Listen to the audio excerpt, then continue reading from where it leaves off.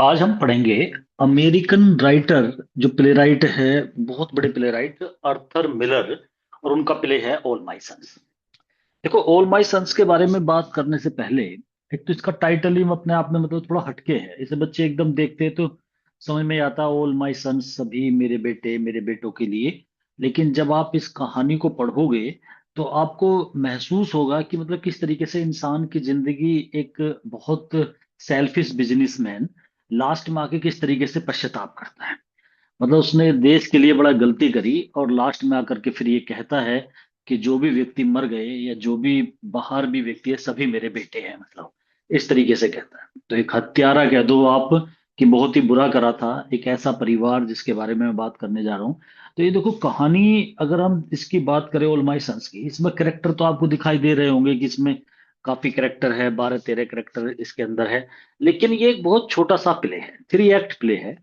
और इस 3 act play के अंदर जो अर्थर मिलर है उसने अमेरिकन ड्रीम्स, ये वर्ड आपके सामने जब कभी आप अमेरिकन राइटर को पढ़ा होगा तो कई बार आपके सामने आया होगा अमेरिकन ड्रीम। अब अमेरिकन ड्रीम्स क्या होता है कि वहां के व्यक्तियों का मतलब एक फ्रेज है ये अमेरिकन ड्रीम्स कि खाओ पियो और ऐश करो। मतलब एक वर्ड होता है ना हिंदी में, अगर मैं एक शॉर्ट में बोल दूं कि भाई मौज मस्ती करना, खूब कमाना, खूब प्रॉपर्टी जोड़ना और जिंदगी को ऐशो आराम से जी के निकल जाओ, इसे बोलते हैं अमेरिकन ड्रीम। और इसी चीज को नकारता है अर्थर मिलर। अर्थर मिलर का एक प्ले और भी है, आपके सामने कभी आया होगा, death of A salesman. Death of A salesman, उसमें भी उसने क्रिटिसाइज करा है इस अमेरिकन ड्रीम को कि हमें इस पद्धति पे नहीं चलना चाहिए कि भाई खूब ऐश करो। आजकल बहुत सारे व्यक्ति आपको ये कहते हुए दिखाई दे जाते होंगे कि इतनी बीमारियां हैं, किसके लिए कमा रहे हैं, खाली हाथ जाना है, अरे कमाओ, ऐश करो, मौज करो, ऐसे। लेकिन चलो खैर, कमाओ एक अलग बात है, लेकिन गलत तरीके से कमाओ वो तो बिल्कुल गलत है। तो आर्थर मिलर ने इसी चीज को क्रिटिसाइज करते हुए इस प्ले को लिखा है। इस प्ले की एक खासियत मैं आपको बता दूं, और कहीं नहीं मिलेगी। मैं अगर ये सारे के सारे कैरेक्टर को डिफाइन कर दूं ना कि ये है, ये है, तो समझो स्टोरी खत्म हो जाएगी इसकी। मतलब ऐसा प्ले है, 18 घंटे के अंदर ये प्ले खत्म हो जाता है। मतलब इसमें जो स्टोरी है वो 18 आवर्स की है केवल। मतलब एक सुबह मॉर्निंग में स्टार्ट हो जाएगा, और जैसे 5-6 बजे स्टार्टिंग में, और सुबह 2 बजे नेक्स्ट मॉर्निंग 2 बजे के करीब खत्म हो जाएगा ये। मतलब इतने समय की पूरी स्टोरी है। और मेन कैरेक्टर, जैसे कि अगर हम ऊपर से देखें तो दो परिवार की मेन कहानी है। एक परिवार में 4 इंसान है और एक परिवार में 3 है, तो 7 तो इंसान यही हो जाते हैं। जो बाकी के नीचे कैरेक्टर दे रखे हैं वो एक जो मेन फैमिली है उसके पड़ोसी है सब, वहीं आकर के बैठे हुए हैं इसी के बैकयार्ड में। तो ये परिवार है। किलर की स्पेलिंग थोड़ा सा गलत हो गई, ये केलर है, मतलब KELLER। तो जो केलर जो है इसका परिवार है, तो एक केलर फैमिली है। और जो केलर ये मेन पर्सन है, 60 ईयर ओल्ड बिजनेसमैन, इसी के ऊपर सारी कहानी है। यही मतलब टोटल इस पूरी कहानी में अगर हम सेंट्रल कैरेक्टर की बात करें तो ये जो है, और परिवार है ये केलर परिवार। तो जो केलर और इसकी वाइफ है कैट केलर, और इसके 2 बच्चे हैं। एक का नाम कैरिस है और एक का लैरी है। तो क्रिस और लैरी, ये 2 बच्चे हैं इसी के। मतलब बच्चे क्या, ये दोनों के दोनों। क्रिस जो है वो छोटा है और लैरी जो है वो बड़ा है। तो बड़ा लड़का है, दोनों अनमेरिड है। लेकिन जो ये लैरी है ये एंगेज हो चुका है। मतलब इसके जो एंगेजमेंट हो चुकी है लड़की से, जिसके नीचे ही नाम लिखा हुआ है एन डीवर। और ये एन डीवर कौन है ये भी अभी मैं आपको बताऊंगा। तो पहले अगर हम कैरेक्टर को थोड़ा सा डिफाइन करते चलेंगे ना, आप देखना फिर प्ले में कुछ नहीं बचेगा इसमें। तो मैं स्टार्टिंग से ही पहले ही कैरेक्टर को डिफाइन कर देता हूं क्योंकि सारा कुछ इसी पे ही डिपेंड है। जो केलर जो है ये एक ऐसा कैरेक्टर है, एक बिजनेसमैन। और बिजनेस भी देखो इसका किस चीज का है, मैन्युफैक्चरिंग करने का है। मैन्युफैक्चर करता है, और मैन्युफैक्चर भी क्या करता है, जो एयरक्राफ्ट होते हैं, मतलब जो जब युद्ध होता है अभी इंडिया पाकिस्तान का, आपने देखा होगा कि किस तरीके से एयरक्राफ्ट वाला ज्यादातर, अब तो एयरफोर्स वाला युद्ध मेन होता है। तो सेकेंड वर्ल्ड वॉर में तो एयरफोर्स का बहुत बड़ा दबदबा था, और यहाँ अमेरिका जो था उसने तो बहुत ज्यादा इसका यूज करा था। तो ये जो इंसिडेंट है, ये पूरी कहानी एक रियल इंसिडेंट पर बेस्ड है। अखबार में एक बार एक घटना देखी आर्थर मिलर ने, और उसी के ऊपर इस प्ले को लिख दिया। हुआ क्या था, अगर हकीकत में देखें तो एक कंपनी थी जिसने फ्लाइट मतलब ये एयरक्राफ्ट बनाए थे। जैसे अभी आपने देखा था कि एक इंजन में कुछ कमी हो गई तो एक पूरा प्लेन जो था वो क्रैश हो गया। तो कुछ कमी थी, क्या कमी थी, हालांकि वो अभी तक क्लियर नहीं हो पाई। लेकिन यहाँ क्लियर था, एयरक्राफ्ट बनाने में जो मटेरियल लग रहा था, जो इंजन बनाने में मटेरियल लग रहा था, वो डिफेक्ट पीस लगा दिए लालच में आकर के। किसने लगा दिए? इस जो किलर ने। जो किलर और इसका एक पार्टनर है जो नीचे नाम दे रखा है 6 नंबर पे, स्टीव डीवर। स्टीव डीवर और जो किलर, ये दो अब दोस्त कह दो, बिजनेसमैन भी है, एक ही बिजनेस को कर रहे हैं, मैन्युफैक्चरिंग कर दिया और वहां पर डिफेक्ट पीस लगा दिए। अब देखो, डिफेक्ट पीस इंजन में आप डिफेक्ट पीस लगा रहे हो, तो आप कोई ऐसा काम करने जा रहे हो, चलो भाई ठीक है, चावल का काम है उसमें तुमने कुछ और, या दूध का काम है पानी मिला दिया, तो इंसान कम से कम मर तो नहीं रहा। लेकिन आजकल तो सब्जियों में भी जैसे केमिकल लगाए जा रहे हैं, वो भी गलती है। पनीर का या कुछ भी ऐसा ले लो तो वहां पर भी, लेकिन एकदम नहीं मर रहा इंसान। भाई आज आपने सपोज करो कोई मिलावटी चीज किसी को खिला दी, तो धीरे धीरे धीरे धीरे ही तो फर्क उसका पड़ता है। एकदम तो असर नहीं होता। अगर एकदम होने लगे तो भाई आप भी वहां पर गलती ठहराई जाओगे। लेकिन अब धीरे धीरे पता नहीं किसी ने क्या खाया होगा कैसे, इसीलिए ये सब बचे हुए हैं। नहीं तो जहर तो आज भी खिलाया जा रहा है, वो सब्जियों में हो, दूध में हो, पनीर में हो, सब जगह। खैर, अब इन्होंने क्या कर दिया कि अब देखो देश के लिए, अब देश का एयरक्राफ्ट है, जो फाइटर प्लेन होते हैं, उनके इंजन में तुम डिफेक्ट पीस लगा दो अपने लालच के चक्कर में। इन्हें लगा कि भाई अब सेकेंड वर्ल्ड वार चल रहा है, मतलब इस कहानी में भी सेकेंड वर्ल्ड वार दिखाया गया है। और वैसे हकीकत में सेकेंड वर्ल्ड वार के टाइम में, भाई सेकेंड वर्ल्ड वार 1939 से लेकर के 45 तक हुआ था। तो 43 के आसपास जब वर्ल्ड वार चल रहा था, तब एक कंपनी ने हकीकत में ऐसा किया था और 21 पायलट्स उसमें मारे गए थे। प्लेन क्रैश हो गया था। अब ये हकीकत में हुआ, न्यूज़पेपर में खबर आई। अर्थर मिलर ने भी फिर ऐसी ही एक स्टोरी बना दी, एक ड्रामा बना दिया, उसमें भी वर्ल्ड वार दिखाया गया। और उस वर्ल्ड वार में एक कंपनी ने अपने एयरक्राफ्ट बनाए, मतलब उसका इंजन बनाया। और वो कंपनी थी मिस्टर जो की, ये जो केलर जो है और स्टीव, दोनों की कंपनी थी, इसी से वो इंजन लगाए गए। अब ये तो स्टोरी चल रही है यहाँ पर तो फिलहाल ड्रामा, लेकिन रियल में भी हुआ था ऐसा। वहां कुछ नाम अलग थे, कंपनी का नाम कुछ अलग था, लेकिन यहाँ पे जो था, ये इन दोनों की ये कंपनी थी। और जिसमें बड़ी हिस्सेदारी जो थी इसी की थी, जो कलर की। अब होता क्या है, जो कलर जो है, इसके दो बेटे हैं। एक क्रिस है, एक लैरी है, और इसकी वाइफ है कैट किलर। इसने, ये बड़ा बिजनेसमैन था, सेल्फिश था पैसे के लिए। तो अब इसने ये काम कर दिया। और इस काम को करने के बाद ये जब इसे करता है, तो यहाँ पर अब छानबीन होती है। भाई देखो, कोई चीज गलत हो गई तो अब उसका इंस्पेक्शन किया गया। अब वहां पर दो पार्टनर है। तो पुलिस ने जब इन दोनों को गिरफ्त में ले लिया, जो किलर को भी और स्टीव को भी। और स्टीव जो था, जो स्टीव डीवर नाम है इसका, इसने, भाई इसकी भी गलती है, इसमें दोनों की गलती है। लेकिन अब जब मुकदमा चला, जब केस चला, तो ये बच गया। ये बड़ा चालाक था जो, इसने ये बता दिया कि भाई मेरे संज्ञान में नहीं था कि ये डिफेक्ट पीस है, क्योंकि उस समय मेरे तो फ्लू हो रहा था। और मैं तो मतलब अपने ऑफिस ही नहीं गया था, मतलब मैं कंपनी में ही नहीं था। और ऐसे झूठ बोल कर कुछ गलत प्रूफ करा करके और पैसे के दम पर ये बच गया। और सारा इल्जाम इसने अपने इस दोस्त पे लगा दिया, स्टीव पर। स्टीव को इम्प्रिजनमेंट हो गई। भाई ये तो बहुत बड़ा विश्वासघात है एक तरीके से, ये देशद्रोह का मुकदमा चलता है ऐसे व्यक्तियों पे। तो 21 व्यक्तियों की जिनकी वजह से जान चली, 21 पायलट की। अब स्टीव पे तो ऐसा मुकदमा लग गया, तो जेल से कभी वापस आएगा ही नहीं। और इस काम को हुए 3.5 साल के करीब लगभग हो चुके हैं। मतलब इतने साल से जेल में है स्टीव। अब देखो, आप कहोगे सर कहानी तो देखो 3.5 साल हो गई है, लेकिन ये बात तो इस प्ले के अंदर बताई गई है, कहानी केवल 18 घंटे की है। वो कभी, वो समरी में लास्ट में स्टार्ट करूंगा और देखना आप, सब खत्म हो जाएगी एकदम। इतने में इनके जिस कैरेक्टर के बारे में बता दूं, अभी तो मैं जो के कैरेक्टर के बारे में बता रहा हूँ आपको, और स्टीव के बारे में। तो स्टीव तो इस पूरे प्ले के अंदर, वो तो स्टेज पे आएगा ही नहीं भाई, वो तो जेल में है। वो जेल में है, उसके दोनों बच्चे जरूर ये है, तो उसके दो बच्चे हैं, एक लड़का है और एक लड़की है। और यहाँ दो लड़के हैं जो के।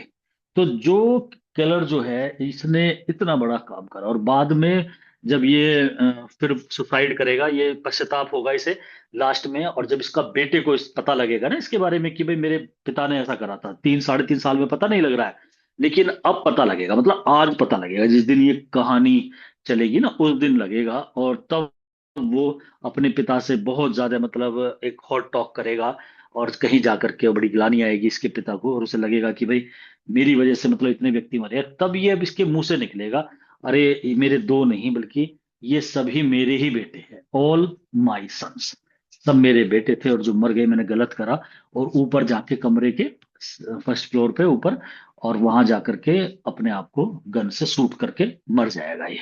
तो जो केलर है तो ऐसे हुआ। लेकिन इतने साल से देखो सबको इसने बहका रखा था, सबको परेशान, और अपने आप को कितना शरीफ बन के रहा था। हालांकि डाउट था मोहल्ले पड़ोस में, इस बात का जिक्र था कि भाई ये कैसे बच गया, इसकी तो कंपनी थी। लेकिन देखो जो नाम जिसका चला गया वो हो गया, ये तो बच ही गया था कुल मिलाकर के। ये था जॉ केलर। अब बात करते हैं कैट केलर की। जो कैट केलर है इसकी वाइफ है। इसे भी पता है वैसे अंदर खाने की, भाई हाँ मेरे पति का भी उसमें रोल था, लेकिन ये भी उस चीज को दबाए बैठी है। मतलब इतना ज्यादा नहीं पता, लेकिन कुछ जरूर इसे भी था। तो कैट किलर है, और ये इस तरीके से, मतलब इसका बेटा जो था, अब उसका भी जब मैं बात करूंगा, लैरी, दोनों बेटे इसके युद्ध में गए थे। तो लड़ाई के लिए देखो बहुत इंसान जाते हैं, और लैरी जो था वो तो वैसे भी एयरफोर्स में ही था, मतलब एयरफोर्स में था, मतलब वो सोल्जर था। और वो युद्ध में गया था जब ये एयरक्राफ्ट हुआ, मतलब एयर क्रैश हुआ था, प्लेन जो था उस समय, ये भी वही था। और तब से ही ये गुम है, मतलब उस दिन से इसका कोई अता पता नहीं है। तो अब सबका कहना यह है कि भाई वो मर चुका है, अब इतने साल हो गए, अगर होता तो आ जाता। लेकिन ये विश्वास नहीं कर, जो ये कैट किलर है, ये उसकी माँ, वो विश्वास नहीं करती कि भाई मेरा बेटा तो जरूर जिंदा है, मतलब ऐसे करती है। और वो जरूर आएगा एक दिन। और इसके पीछे भी एक कारण है, ये थोड़ी जैसे सुपरस्टिशियस होते हैं ना, अंधविश्वासी कह दो, ये मतलब जन्म पत्री इन पे विश्वास करती है। तो ये एक जन्म पत्री अपने पड़ोसी से बनवाती है, जिसका नाम नीचे है 11 नंबर पर, फ्रैंक ल्यूबे। फ्रैंक ल्यूबे जो है ये पड़ोसी है, और इसका काम यही है जन्म पत्री, जो ये होते हैं, मतलब ये दिखाना, राशिफल, वो सब। इसने उसकी हॉरोस्कोप बनाई। उसमें जो दिन था जिस दिन वो प्लेन क्रैश हुआ था, वो दिन जैसे देख लेते हैं कि भाई ये दिन तो इसके लिए बहुत एडवेंटेज से भरा हुआ है, मतलब ये बुरा दिन नहीं है, अशुभ दिन नहीं है, तो इस दिन तो ये नहीं मर सकता, ऐसा लिखा था उसमें। हालांकि उसकी बात भी सही थी, क्योंकि वो उसमें नहीं मरा था।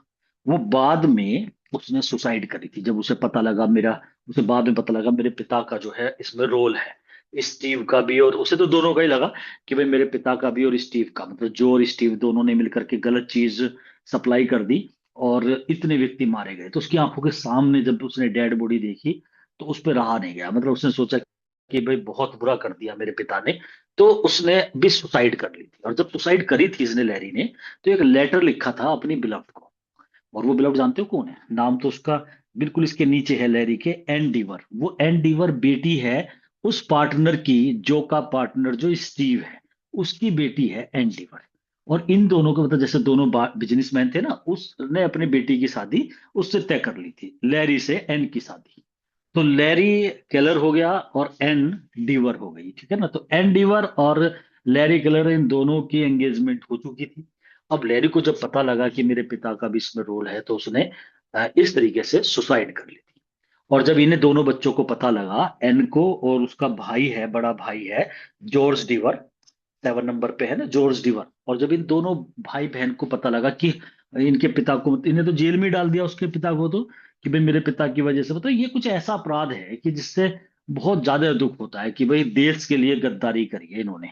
तो जब इन्हें पता लगा मेरे पिता जेल चले गए, तो ऐसे इंसान तो अगर बाहर को भी निकलते हैं ना, तो उसकी भी एक प्रॉब्लम क्रिएट होती है, सब उन्हें गलत तरीके से भी देखना। तो इन दोनों ने अपने पिता से बात करनी बंद कर दी, मतलब जेल चले गए तो फिर मिले भी नहीं। बल्कि आज मिला है जॉर्ज जो है, जॉर्ज, क्योंकि उसने बाद में वकालत कर ली थी। 3.5 साल बीत गए, वो एडवोकेट बन गया। फिर उसे क्या हुआ कि वो कोलंबस में ही चला गया था। कोलंबस, वो जेल, वहां पे जेल थी अमेरिका में, कोलंबस में। और वहीं उस जेल पे जाकर के वो अपने पिता से मिला, तो तब उसके पिता ने उसे बताया कि भाई इसमें मेरी गलती नहीं है, और वो, मुझे तो बिल्कुल भी नहीं पता। तो उसे लगा कि मेरा पिता तो इनोसेंट है, और जो सारे काम करे वो जो केलर ने करे हैं। तो ये बात जॉर्ज को आज पता लगी, जिस दिन ये कहानी होगी। और आज ही ये शाम को आकर के मिलेगा। 3 एक्ट प्ले है, फर्स्ट एक्ट मॉर्निंग में होगा, और सेकंड एक्ट इवनिंग का होगा, और फिर थर्ड एक्ट मतलब रात में और सुबह मौत हो जाएगी। तो ये इस तरीके से थ्री एक्ट में प्ले खत्म हो जाएगा। और यहाँ ये जो मैं बात कर रहा था आपसे कि लैरी की और क्रिस की, ये दोनों भाई है, और किस तरीके से एन डीवर जो है वो मंगेतर रही है इसकी लैरी की, और लैरी खत्म हो जाता है, लेटर लिख के जाता है। वो लेटर बड़ा काम का होता है। ये नहीं मानती, मैं कैट किलर के बारे में बता रहा था कि वो बिल्कुल ये सोचती है मेरा बेटा आज भी जिंदा है और वो उसके याद में है। लेकिन आज इसका ये भ्रम भी टूट जाएगा। वो ऐसे टूटेगा कि ये एन जो है वो उसे आज वो लेटर दिखाएगी जो उसके बेटे ने उसे लिखा था मरने से पहले, सुसाइड लेटर। और जिसमें इस बात का जिक्र था कि किस तरीके से मतलब उसके मेरे पिता की वजह से मैं मर रहा हूं, मतलब मेरे पिता का जो नाम आया है, और वो नाम था जो के लड़का, तो उसकी वजह से वो मर भी गया था। तीसरा कैरेक्टर जो उसमें दे रखा है वो कैरिस का है। और क्रिस जो था, ये क्रिस केलर, ये इसका मतलब छोटा बेटा है, लैरी बड़ा बेटा है।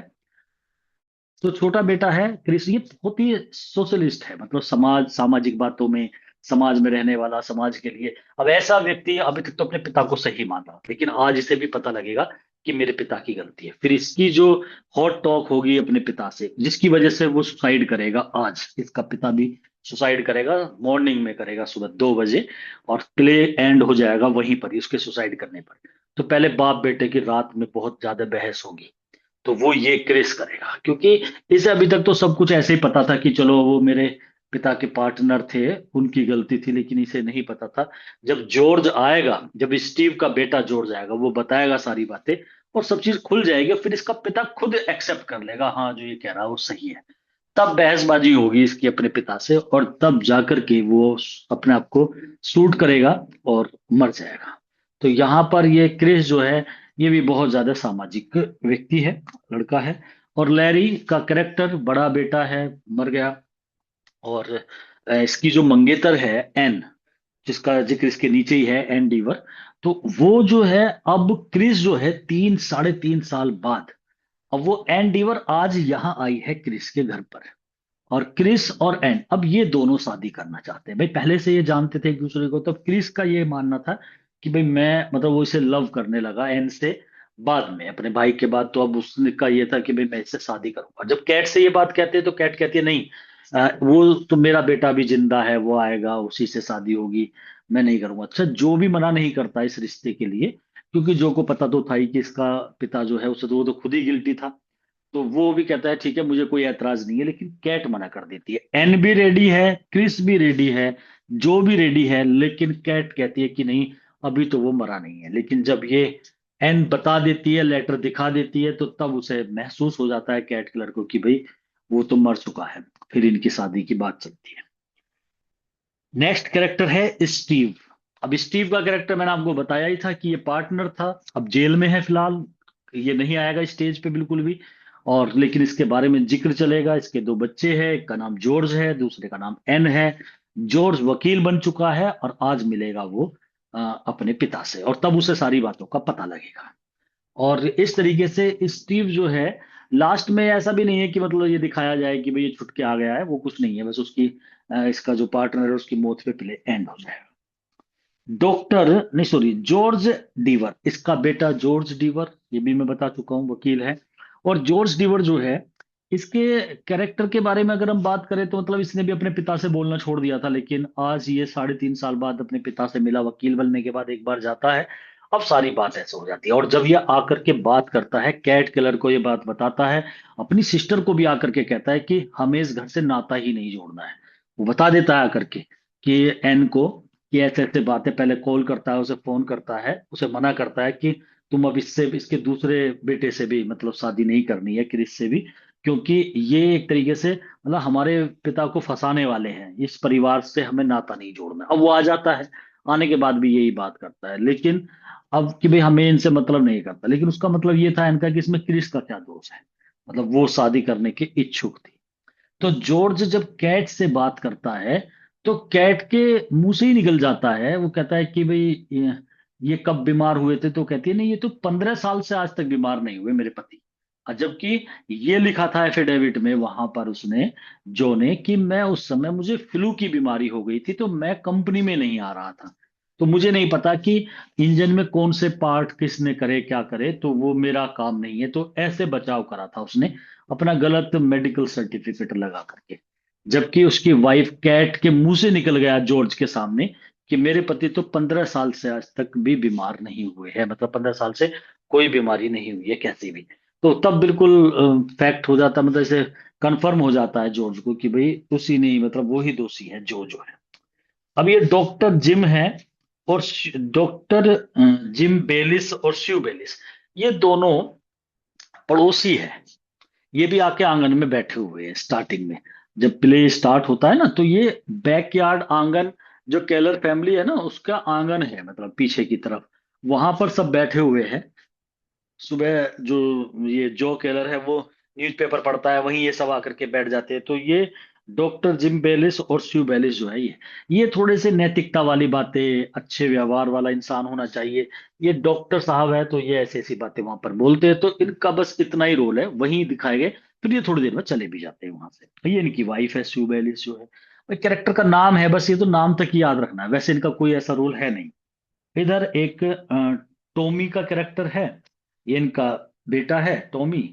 और फ्रैंक लूबी और लीडिया लूबी जो है, ये फ्रैंक लूबी जो है, ये वो हॉरोस्कोप वाला, जो इसे लेडी को, कैट किलर को, जो हॉरोस्कोप देता है कि भाई तुम्हारा बेटा मरा नहीं है, मतलब एक तरीके से एस्ट्रोलॉजी जो बताता है, एस्ट्रोलॉजिस्ट है।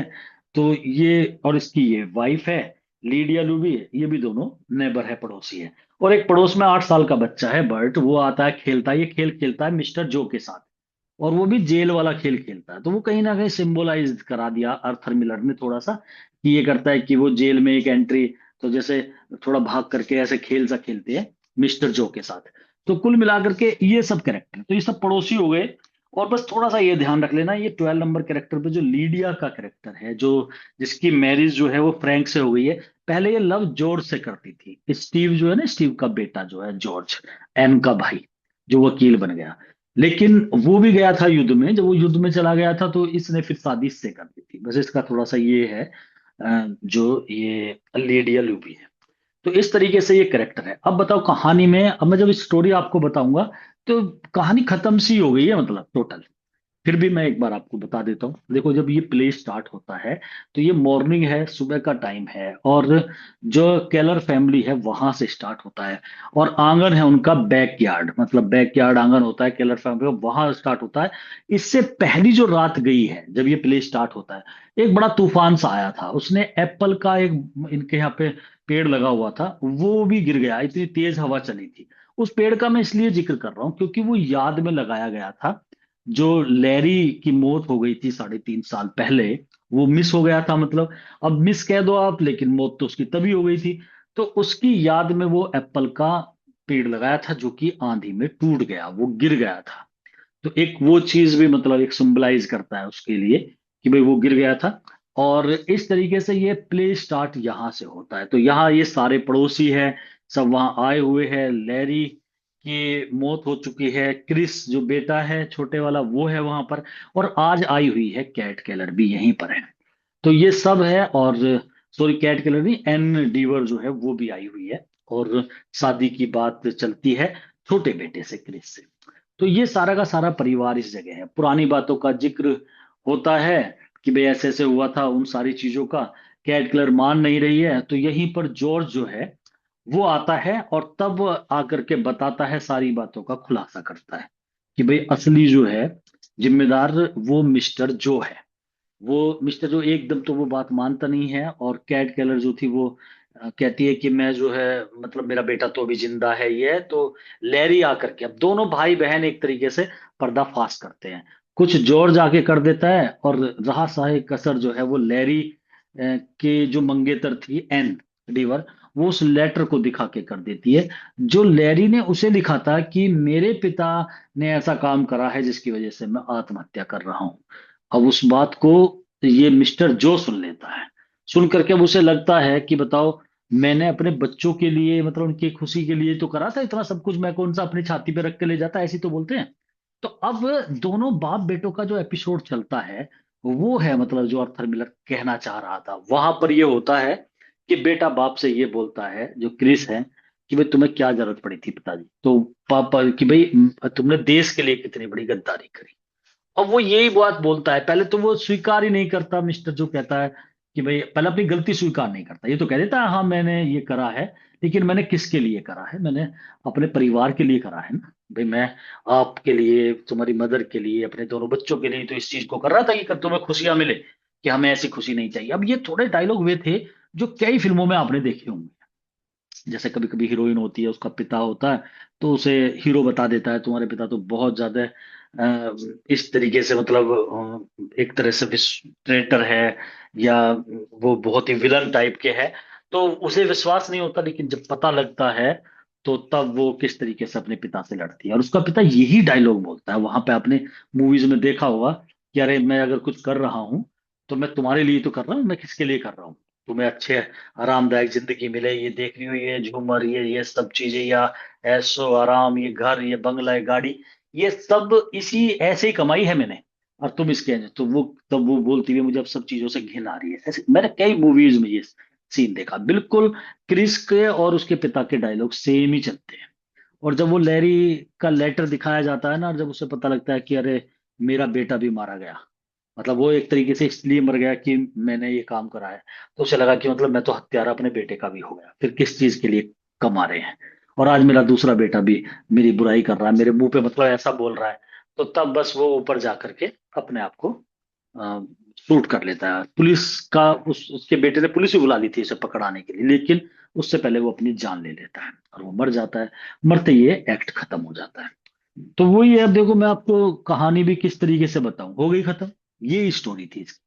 तो ये एक ऐसा प्ले है जो कैरेक्टर के बारे में बताते बताते कहानी खत्म हो जाती है। मतलब कोई ऐसी स्टोरी नहीं है, पुरानी एक घटना है उसके ऊपर डिपेंड होकर के ये लिखा है।